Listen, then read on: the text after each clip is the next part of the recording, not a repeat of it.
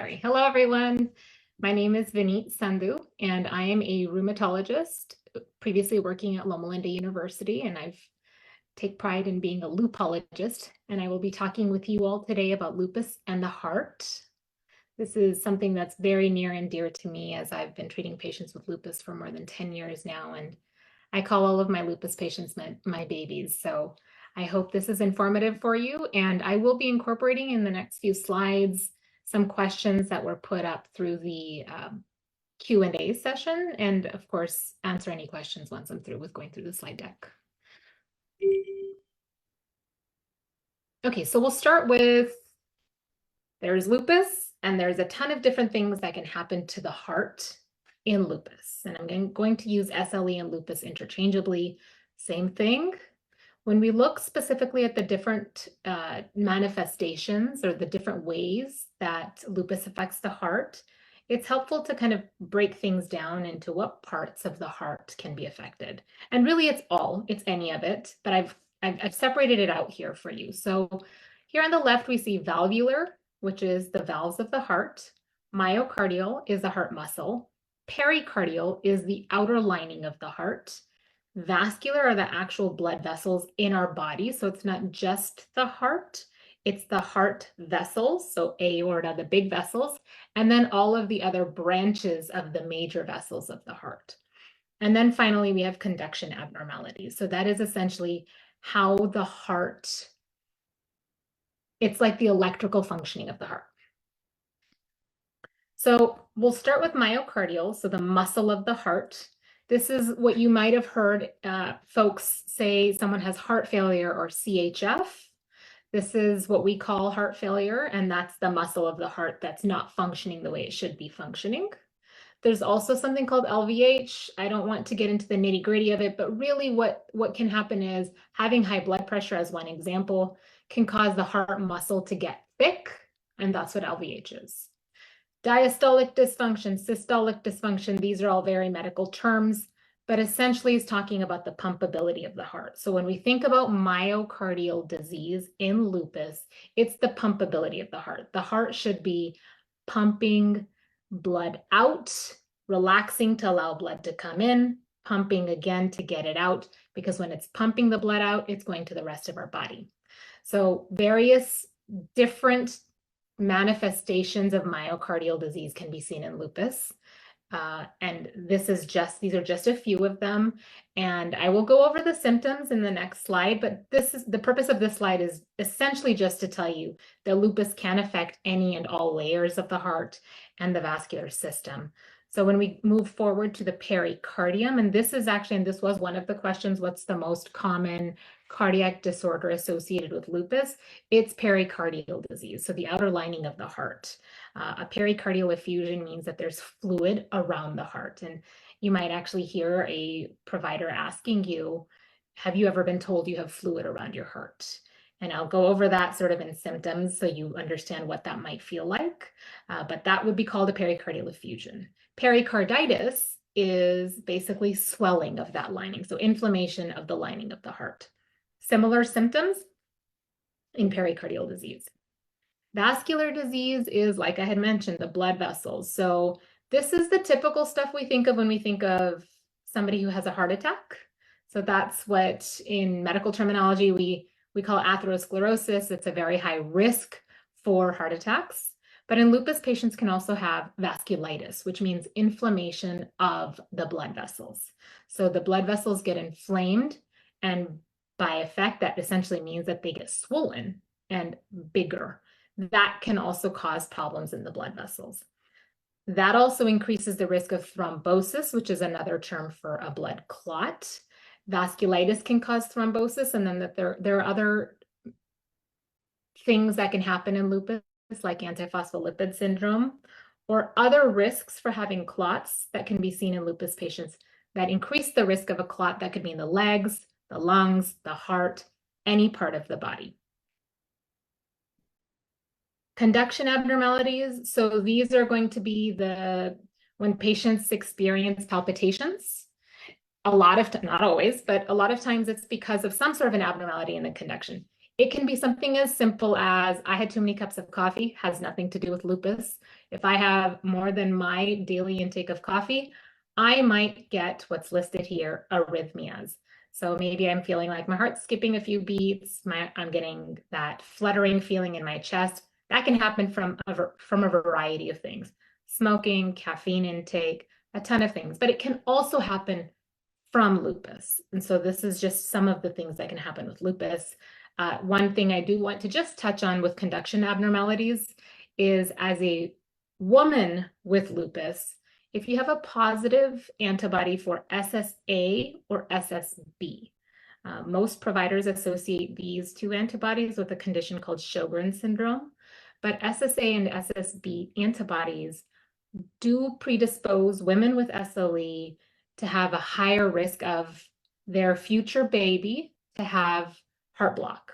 So it's very important that if you are a woman and you have SLE, that you be tested for SSA and SSB to make sure that the appropriate interventions are undertaken to screen your unborn baby for any heart problems. And it's something that's very simple. It does not mean anything's going to happen. The risk is actually 1 to 2%. It's a very low risk, but just having that can be enough to say, okay, look, let's get an extra ultrasound of baby's heart starting at X number of weeks, and it's going to be dependent on your discussion with your high-risk OB. At that point, I would highly recommend seeing a high-risk OB so that they can do the appropriate screenings for heart block for baby.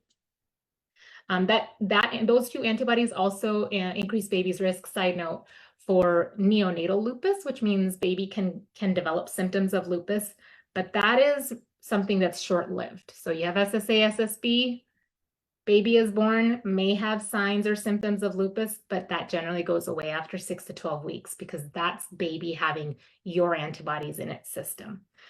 And then finally, valvular disease. This is essentially the heart valves that allow the blood to flow within the heart itself. Lupus can cause little lumpy bumpies on the nodules, and there's something called Liebman-Sachs endocarditis, which is not an infection. In general, the medical community considers endocarditis an infection, and that's why if you ever are a lupus patient who develops endocarditis, you're going to undergo a detailed evaluation for infection first before it's attributed to lupus, because we always want to make sure we're not missing infection first. I know this is a lot of information and it's a lot to digest, but again, this is big picture, and the summary of this slide is really anything affecting the heart can technically be from lupus. But I think the biggest takeaway point from this is you always want to make sure it's not something else, right? Is it related to anything else that can cause it? And typically it's going to be a variety of other things that we're finding that guide us towards, okay, this is because of the lupus. For example, there may be other symptoms of a lupus flare that you're experiencing, right? You may have something going on with the heart, and on top of that, you're also having joint pain, swelling. There may be fluid in the lungs, and there's also fluid around the heart, right? So there's other stuff in addition to having changes on the blood work or the urine testing, because that really is what guides us. So a lot of times in our patients with lupus that are, we're evaluating for whether they're in a flare or not, we're going to check their complements, their blood tests for C3 and C4. Are C3 or C4 or both? Are they low? Are they dropping down? Maybe they're normal, but the levels are going down. So we're trending it over time every few months. Is their antibody increasing? And typically the only antibody that we repeat every time we see our lupus patients is the dsDNA, or the double-stranded DNA antibody. Is that antibody number going up? And that can sometimes guide us towards whether there's a flare, an impending flare, because maybe you're not having any symptoms, but it's showing up on the blood work. Of course, there's also the need for us to always check the urine for any protein, any blood cells in the urine, because we always want to be screening you for lupus affecting the kidney. And it's worth pointing out that when lupus does affect the kidney, there are certain types of lupus nephritis, in particular when there's a lot of protein in the urine. By a lot, I'm talking 3,000 milligrams or 3 grams or more. these patients are at an increased risk for blood clots. So one of the questions that came up, actually a couple of questions that popped up in the Q&A were, what are the signs or the symptoms of heart disease or blood clots? So I'm going to go over that here. Really, it's tricky because fatigue is a really common symptom in lupus, irrespective of whether there's anything wrong with your heart, right? But the big heart stuff that kind of stands out is chest pain.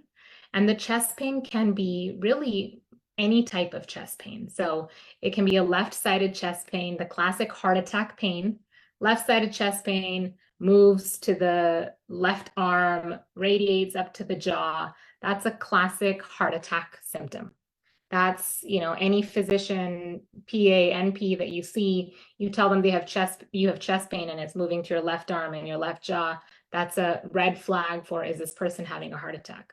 But the big thing to know is that women in general, women with lupus, and in general with lupus as well, so men and women with lupus, your heart symptoms may vary. So women can actually have just abdominal pain or pain at the center of the chest, not moving to the left arm. Maybe it's going to the right arm. Maybe it's moving to the back. And this can still be coming from the heart. So really anything is worth being evaluated. One of the questions was, when should I be seen by a healthcare provider for my chest pain? And there's no harm in getting it checked out. And the number one thing that actually needs to be looked at is to make sure you're not having a heart attack, right? To make sure that there's nothing going on that end. And then after that, it's all of this other stuff. Is there fluid around the heart? Do you need an ultrasound? Chances are you've already had an EKG or an electrocardiogram or ECG. So those are kind of evaluations that can be done. Other things that we see include swelling of the legs. So we can see leg swelling. It's not something that's typical of, let's say, pericarditis. But if the heart's pumping is not functioning the way it should be, so myocardial disease, the heart muscle is not functioning normally, it can cause swelling in the legs. And that's something that is not a typical thing that we see with heart disease and lupus unless it's related to the heart functioning to be slower than what it should be. I mentioned palpitations earlier, lightheadedness, again, non-specific symptoms, but when should you be seen? Honestly, if you're having these symptoms, it is worth being evaluated. And a lot of this will then again be correlated with the blood work, the urine tests that I was describing in the prior slide. There was a question of, what are the signs of or the symptoms of a blood clot? A blood clot can happen in lupus from lupus itself. It can also be from antiphospholipid syndrome, which is another condition that can be seen in patients who have lupus. And then I mentioned earlier, if there's a lot of protein in the urine, that also increases your risk for a blood clot. So blood clots in the legs can cause you to have swelling in the legs. Typically is associated also with pain, but not always. So if you have swelling in the legs, especially when it's one leg more than the other, that is absolutely, you need to be seen. Anytime I've seen that in clinic, they're going to go and get an ultrasound quickly, so a stat ultrasound to make sure there's no clot in the leg. Clots in the leg can also move to the lungs, and so that can cause patients to feel short of breath. It can cause chest pain. There's something with chest pain that we call pleuritic chest pain, which is a very classic, I take a deep breath in and it worsens the pain. It's like this sharp stabbing pain when I take a deep breath. Pleuritic chest pain is actually quite common in patients with lupus because patients can have inflammation in the lining of their lungs. They can also have that same type of pain with inflammation in the lining of their heart. And then on the flip side, the more milder version of that is actually inflammation of the muscles between the ribs, costochondritis. So really, you should always be seen by a healthcare provider because you always want to make sure it's not the worst possible thing. So once you've been reassured, okay, we checked out your heart, things look okay, then we can move on to next steps. What else needs to be evaluated to figure out why you're having these symptoms? And just on the topic of signs of a blood clot, there was a question on, is there anything preventive that you can do to avoid blood clots? I am going to go over treatments and preventions, but I just want to touch on this. If you are a lupus patient and you are looking to how can I prevent a blood clot, the number one thing you can do is have a discussion with your healthcare provider and really understand what your risks are of a blood clot. If you're low risk to begin with, there really isn't a whole lot that you need to do. You need to be on whatever treatment you're on for your lupus and live a healthy lifestyle for yourself. If you have a high risk for blood clots, then for whatever reason, right? So if a blood thinner is indicated in your case, then that would be how you would be preventing a blood clot. We often advise our patients to stay active. And one of the questions was, is it safe to work out or run with a lupus flare being active?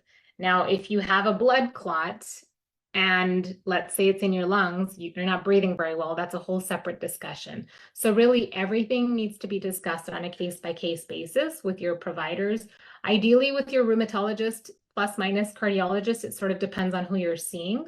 But if you have a lupus flare and it's directly affecting your heart, you need to have a discussion with your healthcare provider on whether you can work out or run in this situation. But in general, if you are a lupus patient who's having some other flare, it's, just affecting a certain part of your body, but you're getting things under control, it's okay to still stay physically active. My overall mantra on being on physical activity, working out, running is, if it's not worsening your symptoms and you're able to do it, do it. But always in moderation, because if there is something that is worsening your symptoms and you are feeling worse, then you do need to slow things down. Now, on the flip side, if your heart is not functioning normally, ejection fraction is the percent that we say the heart's pumpability is. That also needs to be looked at, and that's going to be in collaboration with a cardiologist. All right. So risk factors, there are a ton of risk factors for heart disease. And this says cardiovascular disease because it's the heart and the blood vessels. But having uncontrolled lupus, antiphospholipid antibodies, lupus nephritis, so lupus affecting the kidneys, NSAIDs, so ibuprofen, naproxen, Motrin, all of these anti-inflammatory over-the-counter and prescription medications, steroids, are actually considered a risk factor for heart disease, cardiovascular disease. Lupus patients who are diagnosed at an older age and have had lupus for a longer period of time. This green section is very unique to lupus. So if you are living with lupus and it's uncontrolled for whatever reason, whether it's the meds aren't working, I've chosen not to take medications because I want to live, a naturopathic life. All of those are great if your disease is controlled. But if your disease is not controlled and you have a provider that's monitoring you and telling you your lupus is active, this puts you at risk for heart disease. The lists in white, the writing in white, this is in anyone if you don't have lupus as well. So smoking, high blood pressure, hyperlipidemia is high cholesterol, diabetes, not moving around a lot, so a sedentary lifestyle, obesity, increased age. So this is sort of how we associate heart disease. You get older, you're at a higher risk for heart attack. And then family history of premature CVD, which means I have a brother, sister, aunt, uncle who had a heart attack in their 40s. That's obviously not something that we typically expect, but that predisposes you to also have this heart disease at an earlier age. Okay, so treatment. I'm going to try to keep this quick. There was a publication that came out in the last couple of years that is specific to cardiovascular risk management. And so I thought it was very nice to plug this into this talk. But again, I talked to you about how these are some of the risk factors for cardiovascular disease in lupus specifically.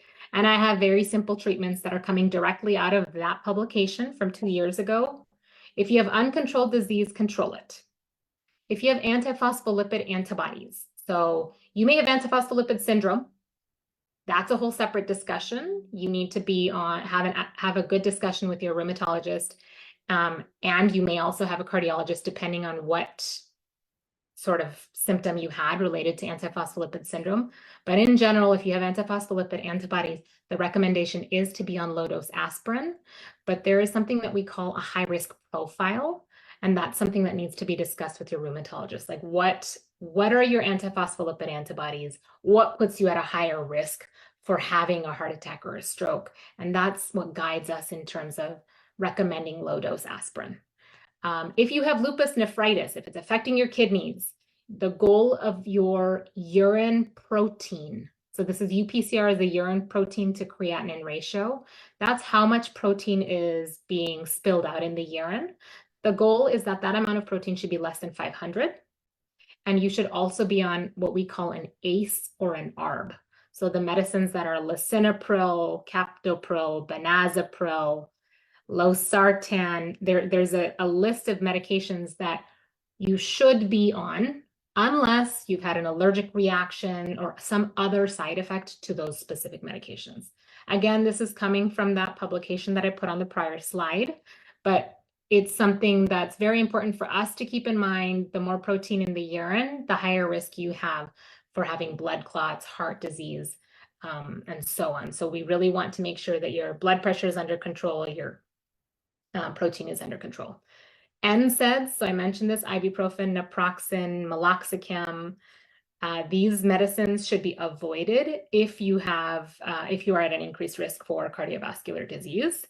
And then steroids, there's more and more data coming out now. We know steroids are amazing in terms of controlling lupus, and they are still needed.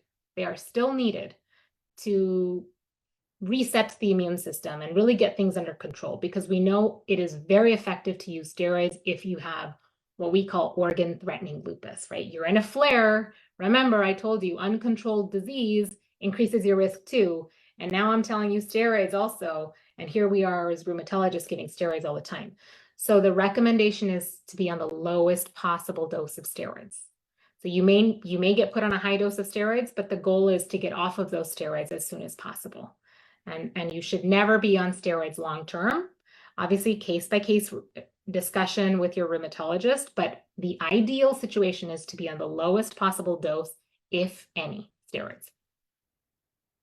Overarching principles: if you have lupus, your blood pressure should be less than 130/80.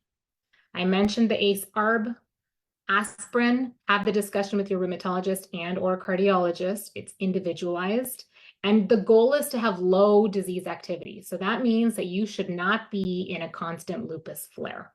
You should not be coming in saying, I always feel like my lupus is flaring. We really need to get you at a point where if this is you, we want you to be at a stable, low disease activity, maybe some achiness here and there, but the labs are stable. There's really no inflammation. We want you to be in a good place to reduce that risk of having cardiovascular disease.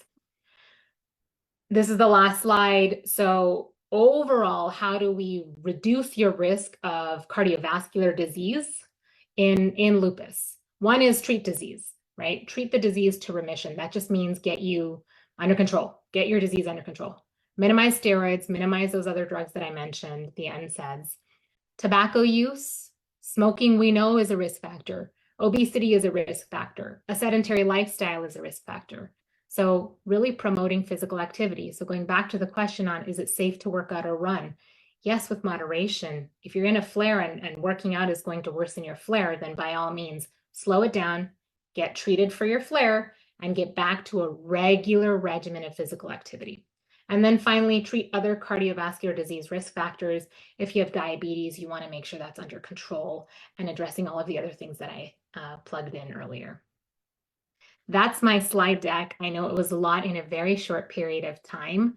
I don't know if any other questions have popped into the Q&A. Hey, Dr. Sandhu, we do have a few. I hope that wasn't too fast. No, that was awesome. You covered quite a few of them in your talk. I think one of the only questions that kind of came up through our DMs that you didn't already cover was about like the palpitations and tachycardia. You kind of mentioned that, we should get checked quickly if we have that list of symptoms, but is there any kind of line if you're having, palpitations or anything where you should wait, or is there any additional advice you can give on that? Or is it just kind of to be Get seen ASAP? Yeah, get seen, because palpitations can come from a ton of things. I was in my 20s when I started having palpitations, and my doctor prescribed me Ativan. They thought it was anxiety, but it ended up being high blood pressure. So palpitations, tachycardia can come from a lot of stuff. Smoking can cause the heart rate to be high. I actually had a patient whose heart rate was always high. And maybe at 1, 2 years into it, she was also a smoker, ended up getting diagnosed with thyroid cancer, and it was her thyroid hormone that was out of whack. So there are so many things that can cause tachycardia or palpitations that it's worth just getting checked out and if you don't have an answer, persisting. Like, what's the next step? Because I'm still feeling it. It can come from anxiety. It can come from high blood pressure. It can come from steroids. It can come from a ton of things. So really getting it checked out. You can even start with your primary care provider, and then from there, see what the next steps are. Sometimes patients need to get a Holter monitor to be seeing if there's anything with the conduction of the heart that's affected. Sometimes it's as simple as, like I said, the thyroid. The thyroid is off. It's causing you to have palpitations and so on. But typically I have found other things. It's not very common for me to have isolated palpitations and think, oh, this is probably coming from the lupus. Okay. Makes sense to get a workup done in the right order just to catch everything. We have one other question from Dana that says, can SLE specifically cause electrophysiological symptoms such as frequent PVCs and electrical disturbances without a structural cause? That's a great question. And I would say anything is possible in SLE. I feel like, and I haven't seen this show in a long time, I feel like House used to always say it's never lupus. I actually think it can always be lupus, and I think that's the scary part about it, is working in an academic center. I remember I used to get referrals for pretty much anything and everything, and the question would be, is it from the lupus? And theoretically, any of it can be from the lupus. But I tend to be on the side of, I won't rest. I will not say it's from the lupus until we've turned every stone to make sure it's not something else. Because, for example, that patient I mentioned, would I really want to say, yeah, it's probably your lupus, and then it ended up being thyroid cancer, right? So Definitely. we really want to be looking for everything possible. Yeah, that makes complete sense. But yes, going back to the SSA, SSB also, that actually specifically can cause heart block. So it can cause a block in the heart conduction, and that comes from lupus. It's not a physical, you don't actually see a physical change in the heart structure. It's going to be something we're seeing on the electrophysiology side of it. That's so interesting. Yeah. We actually had another comment from Joyce here that says, I was told I have right bundle branch blockage. But her doctor said that he wasn't concerned at this point, but she is concerned. Is that something that's common?